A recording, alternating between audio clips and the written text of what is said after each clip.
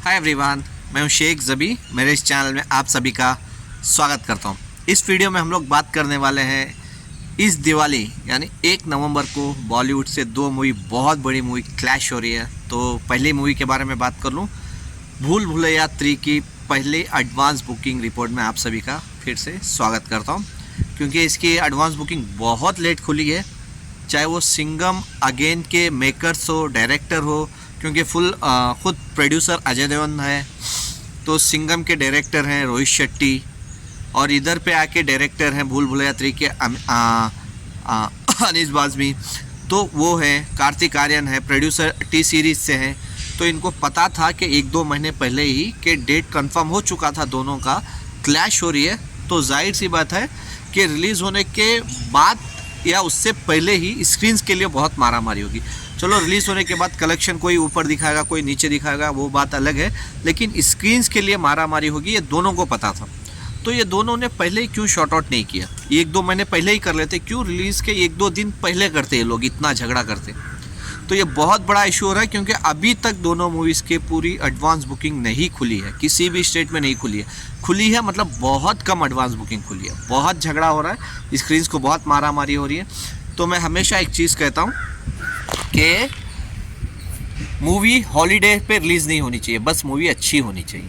Movie अच्छी रही ना, तो आप कभी भी रिलीज़ करो तो आपकी मूवी डेफिनेटली चलेगी। लोग खुद चलाएंगे, लोग खुद प्रमोट करेंगे, लोग खुद मतलब बताएंगे कि लोगों को कि ये मूवी अच्छी है, डेफिनेटली आप जाके देख सकते हैं। तो अगर आपकी मूवी अच्छी नहीं रही, आप कितने भी बड़े हॉलीडे पे रिलीज़ कर लो, कितने भी बड़े, क्योंकि इस साल का एग्जाम्पल दे देता हूँ आपको। 26 जैन को फाइटर रिलीज़ हुई थी, ऋतिक रोशन, दीपिका पादुकोण शायद पहली बार आ रहे थे। वो मूवी फ्लॉप हो गई। कोई सोचा था? वो भी हॉलीडे था, नेशनल हॉलीडे था, ऐसा नहीं कि सिर्फ एक स्टेट पे। ईद पे अजय देवगन, इतनी बड़ी मूवी थी जो मैदान मूवी, इतनी बड़ी मूवी थी, कब से वो पोस्टपोन होके फाइनली ईद पे क्लैश हो रही थी बड़े मियाँ छोटे मियाँ के साथ। तो अजय देवगन इतने बड़े एक्टर, फिर बड़े मियाँ छोटे मियाँ, टाइगर श्रॉफ और अक्षय कुमार, पहली बार शायद ही कोई उनसे बेटर एक्शन कर पाए, लेकिन वो दोनों मूवी ईद पे रिलीज़ हुई, डिज़ास्टर हुई। फिर उसके बाद हम लोग आ जाएं 15 अगस्त को, कितना बड़ा हॉलीडे था, 3 मूवी क्लैश हुई, स्त्री 2, खेल में, फिर वेदा जॉन इब्राहिम की, अक्षय कुमार की।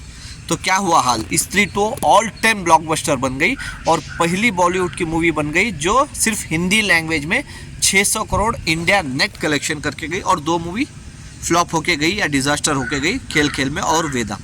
तो फ़ायदा ही क्या है इतना क्लैश करके? क्योंकि स्त्री 2 के बाद तकरीबन 1 या 1.5 महीने तक कोई मूवी ही नहीं थी, 1.5 महीने तक तकरीबन, जब तक देवरा पार्ट 1 रिलीज़ नहीं हुई जूनियर एनटीआर की, तब तक कोई मूवी नहीं थी।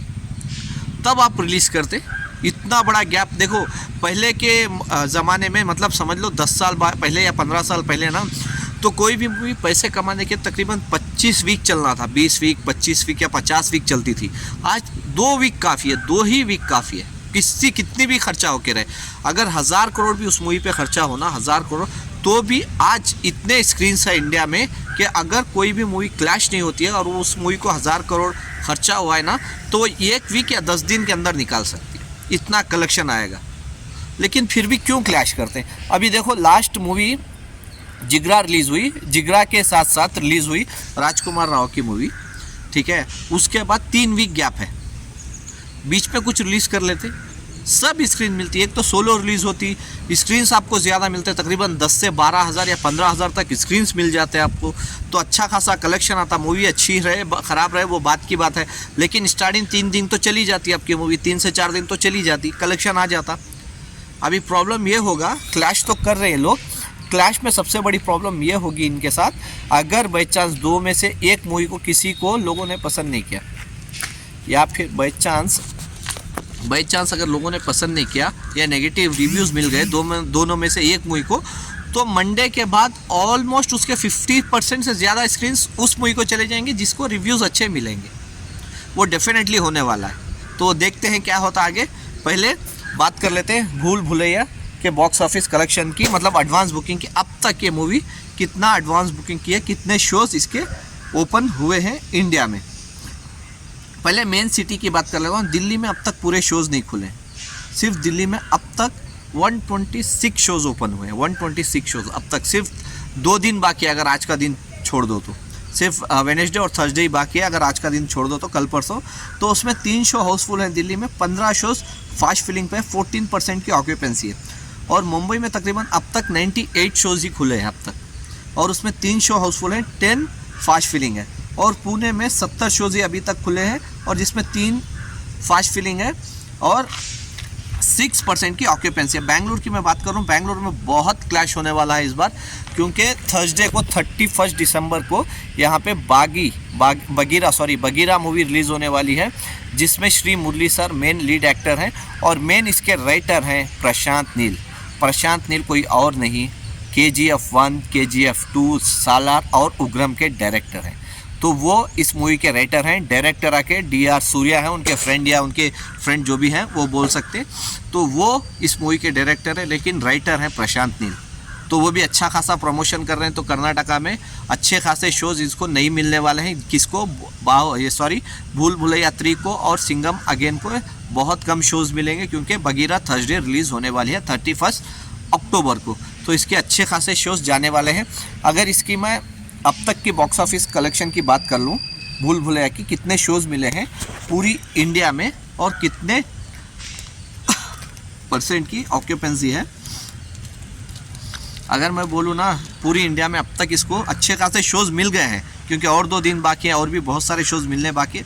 1900 के ऊपर शोज़ मिल गए हैं इसको, क्योंकि सिर्फ 2D में रिलीज़ हो रही है। 1900 शोज़ के ऊपर खुल चुके हैं इसके शोज़ एडवांस बुकिंग का, और इसका ATP है तकरीबन 227 रुपये इसका ATP है, जो बहुत अच्छा है, रीज़नेबल। और टोटल इसके टिकट अब तक सोल्ड आउट हुए हैं, 35,660 टिकट सोल्ड आउट हुए हैं। और ये विदाउट ब्लॉक सीट्स बोल रहा हूँ मैं, ठीक है, विदाउट ब्लॉक सीट्स बोल रहा हूँ। और इसका टोटल अब तक का एडवांस बुकिंग का कलेक्शन हुआ है तकरीबन 90 लाख हो चुका है, विदाउट ब्लॉक सीट्स बोल रहा हूँ। अगर विथ ब्लॉक सीट्स बोलूँ तो तकरीबन 1,65 लाख का दिखा रहा है विथ ब्लॉक सीट्स, लेकिन विदाउट ब्लॉक सीट्स 90 लाख की एडवांस बुकिंग हो चुकी है, जो इसके लिए बहुत अच्छा है। अब तक तकरीबन 1900 शोज़ खुल चुके हैं। तो देखते हैं फाइनली कि ये दोनों मूवी में फाइनल किसका एडवांस बुकिंग या किसकी ज़्यादा होती है एडवांस बुकिंग, किसको शो काउंट ज़्यादा मिलती है, ये तब पता चलेगा। फ्राइडे सुबह 6 बजे तक का डेटा रहता है, तो फ्राइडे सुबह 6 बजे तक पता चलेगा कि किसको कितने शोज़ मिलने वाले हैं, कितनी इसकी एडवांस बुकिंग होने वाली है, कौन सी मूवी आगे है, कौन सी पीछे है, कौन सी मूवी को फिर रिलीज़ होने के बाद पता चलेगा किस मूवी को रिव्यूज़ अच्छे दिखते हैं या ख़राब दिखते हैं। अगर मैं पर्सनली बोलूँ तो मैं पर्सनली जाऊँगा पहली मूवी देखने, तो वो है भूल भुलैया 3, क्योंकि हॉरर चली है इस साल मूवी, तो डेफिनेटली हॉरर अच्छा लगा मेरे को ट्रेलर। क्योंकि सिंघम अगेन का अगर रामायण का हटा दो तो मेरे को उतना कुछ खास नहीं लगा। एक्शन तो वैसे भी चाहे अक्षय कुमार हो या अजय देवगन हो, टाइगर श्रॉफ हो, रणवीर सिंह हो, सबका एक्शन तो देख चुके हैं, पहले भी देखे हैं। तो इसीलिए मैं पहली मूवी मैं पर्सनली चॉइस करूँगा कि भूल भुलैया 3 मैं देखूंगा। आपके हिसाब से आप कौन सी मूवी देखेंगे, और ये 2 मूवी को क्लैश करना ज़रूरी था या सोलो रिलीज़ कर लेते कभी भी? तो आपके हिसाब से क्या लगता है, आप मेरे को कमेंट्स करके बता सकते हैं। Bye, take care.